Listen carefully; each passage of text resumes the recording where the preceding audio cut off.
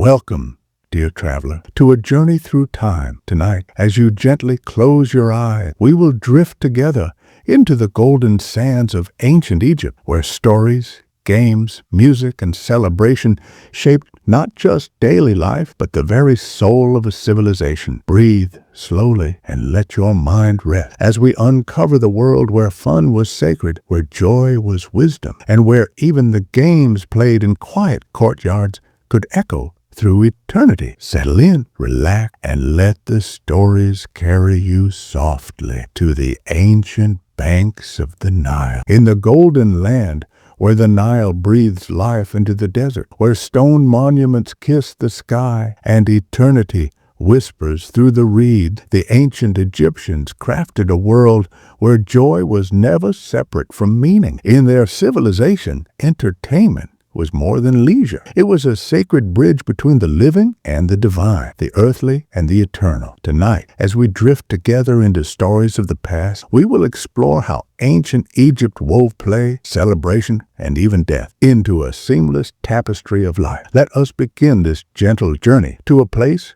where fun was forever meaningful. Among their favorite pastimes was a simple-looking game with cosmic significance. Senet, at first glance, just a board, some pieces, and a roll of stick, but Senet was far more. It was the soul's journey through the afterlife, a playful rehearsal for eternity. With each move, players sought to navigate fate, chance, and divine intervention, believing the gods themselves might watch over their progress. Senet boards were carefully placed in tombs, awaiting their owners in the next life. To play was to prepare for immortality. In the cool desert evenings, when the work was done, stories filled the air like incense. Kiti, professional storyteller, spun tales of gods, monsters, heroes, and ordinary people. Their voices danced, their hands painted invisible pictures, their eyes glimmered with the power of imagination. Stories were not static. They evolved with every telling, shaped by the audience, reshaped by the next. It was through these tales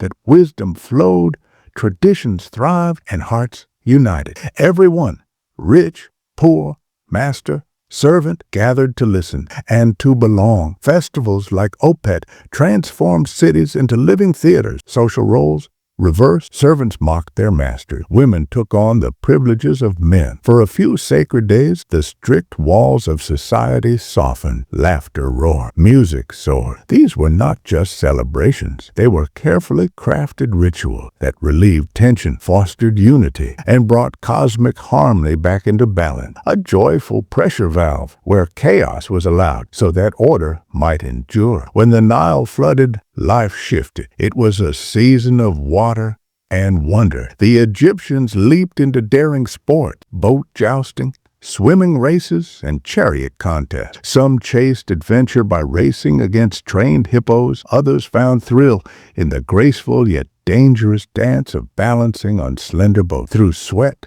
laughter, and risk, communities bonded. These games were not just for the strong. They were celebrations of life's ever-flowing river. Music in Egypt was not background. It was the soul's breath. At banquets, musicians strummed golden harp. Dancers moved like flowing silk, and sweet melodies filled the hall. The rhythm of drums and the shimmer of sistrums echoed through temples and homes alike. Music and dance were central to worship, feast, and the honoring of life itself. And as the wine poured and stories wove through the night, the line between the sacred and the joy dissolved. Every note a prayer, every dance a celebration of existence. Not all entertainments were gentle. Some carried a darker weight. Gladiatorial combat, ritual sacrifices, and public punishment drew fascinated crowds. For the Egyptians, these spectacles were not mere cruelty. They were echoes of ancient myths, battles of order against chaos, a controlled release of violence to maintain social balance. Even in these harsh moments, entertainment served a deeper purpose, a reminder of power, mortality, and the cosmic dance of creation and destruction. In Egypt, death was not the end.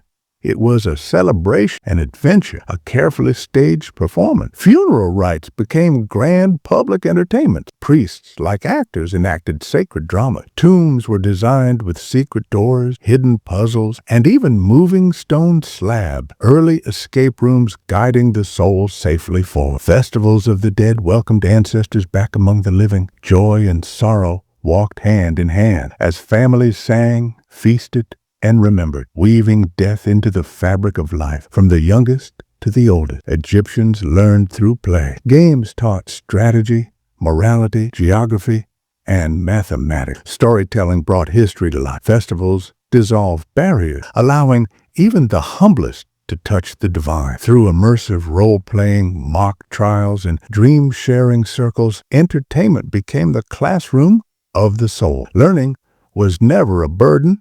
It was joyful, shared, and unforgettable. Entertainment in Egypt was not something to watch. It was something to become. People did not sit quiet. They sang, they danced, they acted, they competed. In dream circles, they shared visions. In festivals, they became gods and kings. In play, they found each other.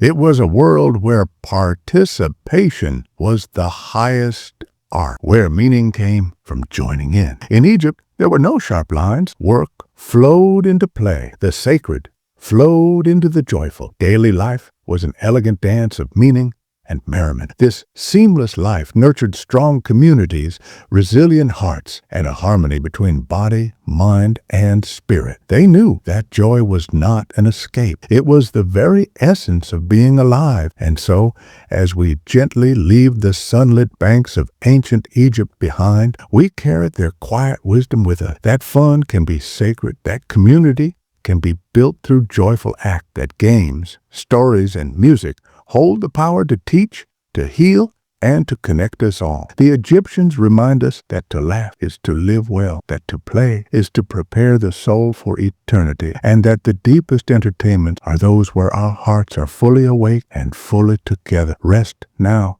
traveler of time. May your dreams carry you softly, where stories never end and joy forever lingers. Good night.